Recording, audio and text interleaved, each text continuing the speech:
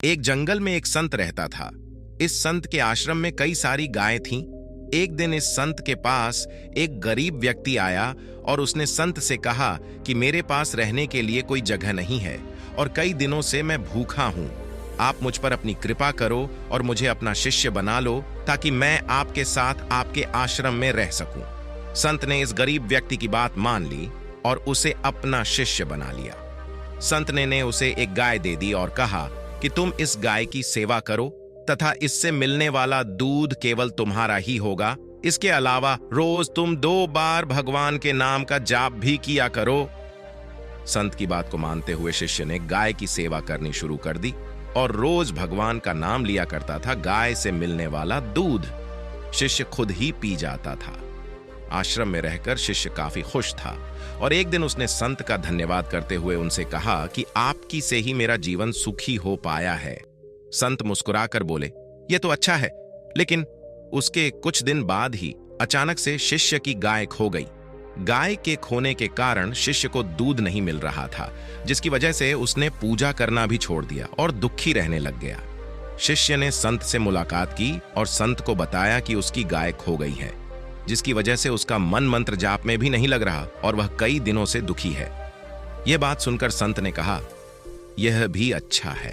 कुछ समय बाद शिष्य को गाय वापस मिल गई और वह फिर से खुश रहने लग गया। शिष्य ने यह बात संत को बताई। संत ने गाय मिलने की बात सुनकर कहा, यह तो अच्छा है। यह सुनते ही शिष्य हैरान हो गया और उसने संत से कहा, मेरे जीवन की हर परिस्थिति में आप अच्छा है, यही क्यों कहते हैं? संत ने जवाब देते हुए कहा, सुखी और सफल जीवन पाने के लिए सुख हो या दुख, हर समय प्रसन्न रहना चाहिए। जीवन में आई बुरी स्थिति में अपने आप को दुखी नहीं रखना चाहिए। जब हम हर समय खुश रहते हैं, तब जीवन से दुख का अनुभव स्वतः खत्म हो जाता है। संत की यह बात सुन शिष्य को समझ आ गया कि जीवन में चाहे कैसी भी परिस्थिति क्यों ना हो, हमें सदैव प्रसन्न ही रहना चाहिए। ऐसा करने से दुख महसूस नहीं होता और खुशी के साथ जीवन कट जाता है। तो दोस्तों, चलिए बढ़ते हैं हमारी दूसरी कहानी की तरफ। दूसरी कहानी है साधु और राजा की। बहुत समय पहले की बात है। एक राज्य में एक दयालु राजा राज्य करता था। वह प्रजा का हितैषी था। प्रजा का हित उसके लिए सर्वोपरि था। वह हमेशा इस प्रयास में रहता कि उसकी प्रजा को कोई समस्या, कोई परेशानी ना हो, सभी सुख चैन का जीवन बसर करें। उसके शासन में प्रजा प्रसन्नता और सुख से जीवन व्यतीत कर रही थी। राजा वेश बदलकर राज्य भ्रमण पर निकलता और प्रजा की स्थिति के बारे में पता करता। यदि उसे पता चलता कि प्रजा किसी प्रकार के कष्ट में है, तो वह उन कष्टों को दूर करने का प्रयास करता। एक बार वह इसी प्रकार वेश बदलकर राज्य भ्रमण पर निकला। भ्रमण करते करते वह एक जंगल से गुजरा और रास्ता भटक गया। उसके सैनिक पीछे छूट गए और वह अकेला रह गया। रास्ता ढूंढता हुआ वह एक स्थान पर पहुंचा।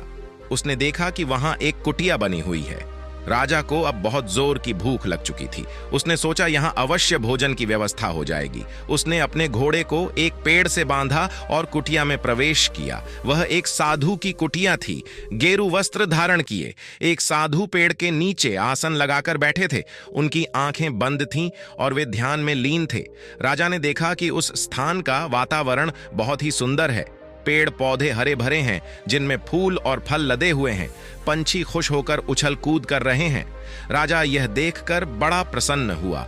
वह साधु के पास गया और उन्हें प्रणाम कर उसके सामने घुटनों के बल बैठ गया। साधु ने आहट पाकर आंखें खोलीं और अपने सामने एक नौजवान को पाया। उसके मुख का तेज देखकर ही साधु समझ गए कि वह कोई राजसी व्यक्ति है। राजा ने उन्हें बताया कि वह रास्ता भटक गया है। साधु ने उसे अपने आश्रम में शरण दी। खाने के लिए मीठे फल दिए। राजा ने कभी उतने मीठे फल नहीं खाए थे। राजा ने चकित होकर पूछा, गुरुवर, आज तक मैंने इतने मीठे और स्वादिष्ट फल नहीं खाए।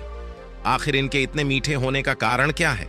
साधु ने कहा, इस राज्य का राजा अत्यंत दयालु और न्यायप्रिय है, इसलिए यह फल इतने मीठे हैं। जब तक वह अपनी प्रजा का हितैषी रहेगा, दिन दुखियों का सहायक रहेगा, ये फल ऐसे ही मीठे रहेंगे। राजा को यह सुनकर बड़ा आश्चर्य हुआ। उसके लिए इन बातों पर विश्वास करना कठिन था। जब साधु से आज्ञा लेकर वह लौटा तो उसने निश्चय किया कि वह इस बात का परीक्षण अवश्य करेगा। उसे अपने सैनिक मिल गए जो जंगल में उसे ढूंढ रहे थे, वह अपने राज्य वापस लौट गया। वापस लौटने के बाद उसने प्रजा पर जुल्म उड़ाने शुरू कर दिए। उसने किसानों का लगान बढ़ा दिया और प्रजा पर बहुत प्रकार के कर लगा दिए। अब वह अपना धन भोग विलास में खर्च करने लगा और प्रजा की ओर से उदासीन हो गया।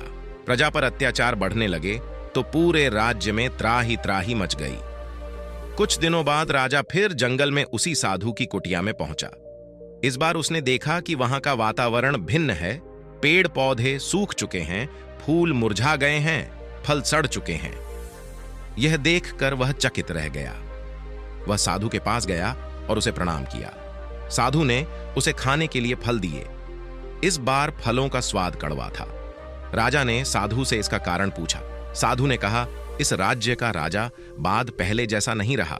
उसे प्रजा के हित का कोई ख्याल नहीं है। वह प्रजा पर अत्याचार करने लगा है। उसके प्रति प्रजा के मन में कड़वाहट बस गई है, इसीलिए इन फलों का स्वाद कड़वा है। राजा साधु की कुटिया से अपने राज्य लौट आया।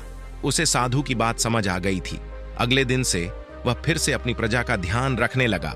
उसके बदलते ही फिर से प्रकृति ने अपना रंग बदला और हरी भरी हो गई। तो दोस्तों, इस कहानी से हमें यह सीख मिलती है, जैसा कर्म करोगे वैसा ही फल मिलेगा। यदि अच्छे कर्म करोगे तो अच्छा फल मिलेगा, बुरे कर्म करोगे तो बुरा।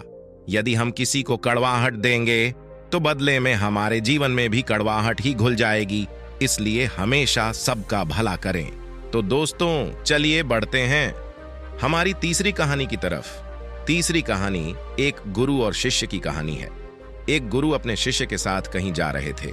चलते चलते उन्हें प्यास लगी तो वे दोनों एक खेत के पास जाकर रुक गए। खेत की हालत देखकर लगता था कि खेत का मालिक खेत पर जरा भी ध्यान नहीं देता है। उन्होंने देखा खेत में एक घर भी है। दोनों जाकर दरवाजे पर दस्तक देते हैं।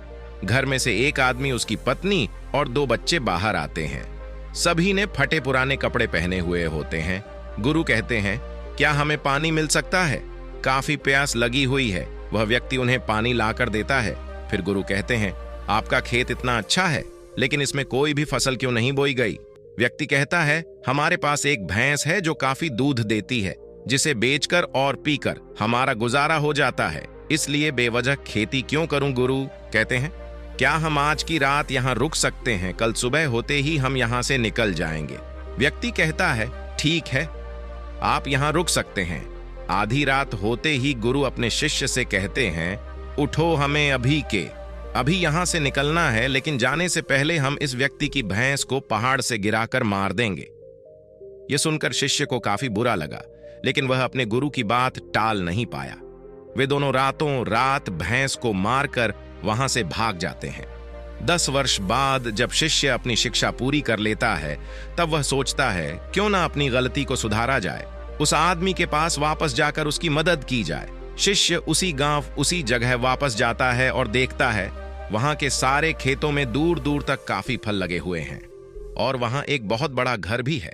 शिष्य को लगता है शायद वह आदमी सब कुछ बेच के यहां से जा चुका होगा। शिष्य वहां से वापस जाने लगता है। तभी वहां घर के आगे एक कार आकर रुकती है। कार में से वही व्यक्ति बाहर आता है जिससे शिष्य 10 साल पहले मिला था। शिष्य उसके पास जाकर कहता है, आपने मुझे पहचाना? मैं 10 साल पहले आपसे मिला था। व्यक्ति कहता है, हाँ, उस दिन को मैं कैसे भूल सकता हूं। शिष्य कहता है, आप तो बहुत गरीब थे, आखिर आप इतने अमीर कैसे बने? व्यक्ति कहता है, क्या बताऊं, आपके जाने के बाद मेरी भैंस की मौत हो गई। मैं कुछ दिन काफी दुखी रहा, परेशान रहने लगा, लेकिन जीवन जीने के लिए कुछ तो करना ही था। मैं लकड़ियां काटकर बेचने लगा, जिससे कुछ पैसे आए तो मैंने खेत की बुआई कर दी। फिर उससे और पैसे आए तो मैंने सारी जगह खरीद ली और फलों की बुआई करवा दी। और आज मैं आसपास के इलाकों में फलों का सबसे बड़ा व्यापारी हूं और मेरे पास लाखों रुपए हैं। अगर उस दिन भैंस की मौत नहीं हुई होती तो आज मैं इतना सफल नहीं हुआ होता।